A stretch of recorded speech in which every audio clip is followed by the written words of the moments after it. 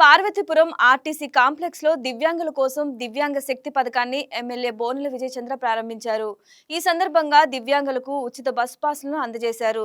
కార్యక్రమం అనంతరం ఎమ్మెల్యే స్వయంగా దివ్యాంగులతో కలిసి బస్సులో ప్రయాణించి ప్రత్యేకంగా కండక్టర్ పాత్రలో టికెట్లు జారీ చేసి అందించారు. ఈ సందర్భంగా ఎమ్మెల్యే మాట్లాడుతూ ప్రజా ప్రభుత్వం ఏర్పడిన తర్వాత దివ్యాంగులకు అందుతున్న సంక్షేమ పథకాలపై అవగాహన కల్పిస్తూ వారి సమస్యలను తెలుసుకున్నారు.